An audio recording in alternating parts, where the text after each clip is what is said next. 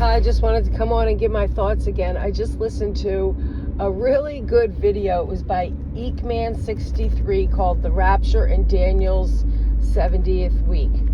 And it's so funny because when you seem to learn something new, you maybe hear it for the first time, at least for me, then it seems like it just keeps popping up again and again. So what I heard that was new to me, but I had heard it from a few different people, and now again just from Eekman, is that Daniel's 70th week,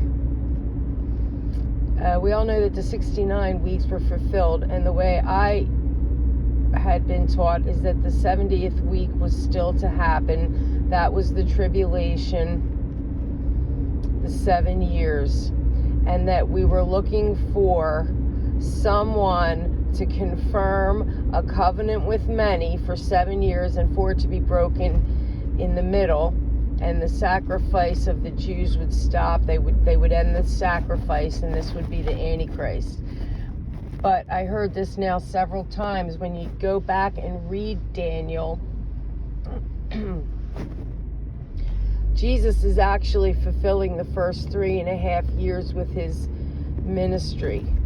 You know, he came to, there were certain things prophesied in Daniel's prophecy, but Jesus fulfilled them, and he basically completed the first 3.5 years.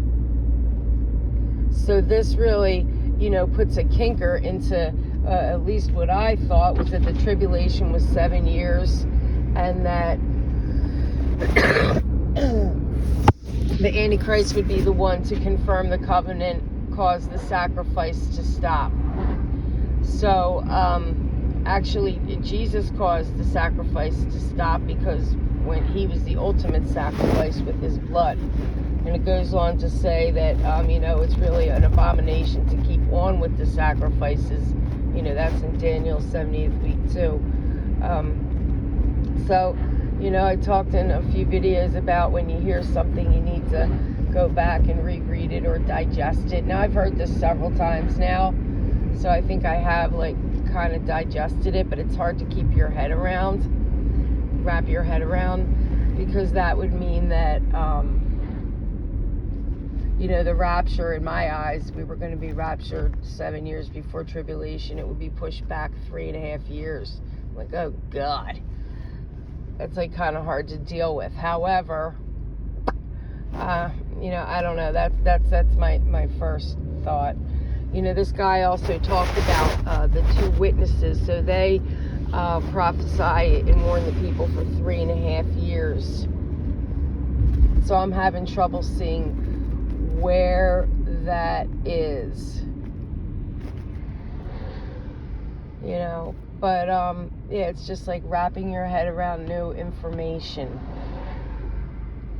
And I had always been taught that if the good man of the house had knew when the thief would be breaking in, he would have watched. Therefore, watch. And people take that to mean that we will know.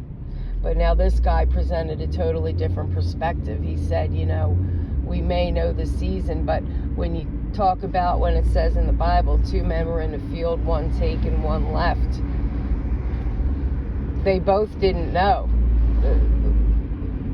It was a surprise to both of them. One was prepared and expecting it, and the other wasn't. But it's not like one person knew and the other one didn't. It's not like, I'm getting confused. It is hard to wrap your head around. Yeah, it's not like one person knew and the other one didn't, So, what always gets me is when I think it says that, he comes in an hour when we think not. He comes in an hour when we think not. That's like, that kind of kills all the watch times. But then, every day is a watch time. It makes all the other days watch times, I guess. Point is, we're in high watch time no matter what day it is. And,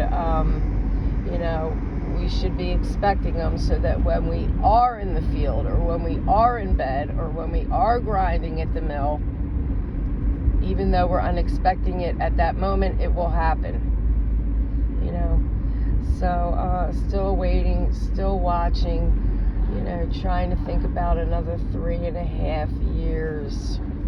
I found myself in bed thinking, like, Kelly, you want to go so bad, but you really don't know anything else. Enjoy your time here.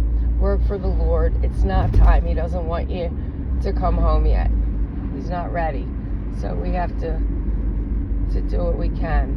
And I always think of my son.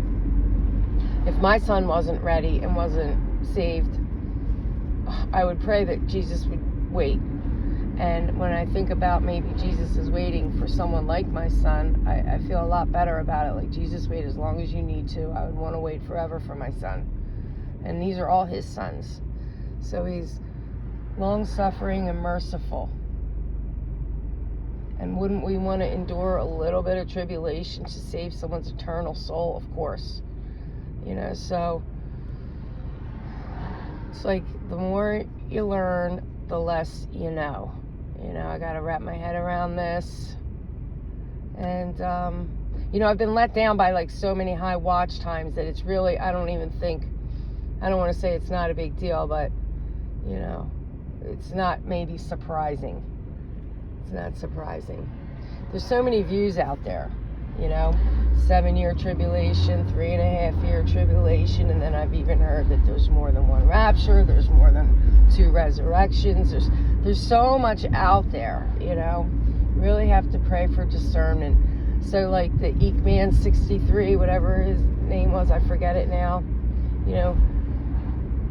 his thing seemed, scripturally sound.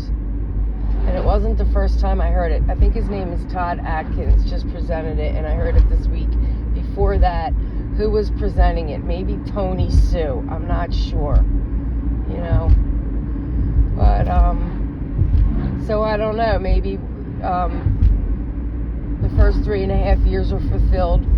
We're raptured, and maybe there's time before the final 3.5 years start, but it really does throw out the 7-year tribulation thoughts that I'm sure many have, in my opinion. But you need to read it yourself. I need to go back and reread it, And this is interesting fact. I'm sure many people already know, but if you keep the promises in the book of Revelation, you're promised a blessing. So like if you read it and keep the promises herein, you're promised a blessing. So read it. It's interesting. It's very, very cool. I wanted this blessing so bad, I made sure I read it out loud and underlined it as I went. And I always think about Jacob and Esau. Jacob I have loved and Esau I've hated. We should do everything to keep and claim our birthright in Jesus. And when the mark of the beast comes, think about Esau. He sold his birthright for a bowl of porridge because he was hungry. It's like a parable, I don't know what's going to happen, because the more I think I know and the more I find out, then the less I know. So I don't know where I stand right now, other than the fact that Jesus is the truth.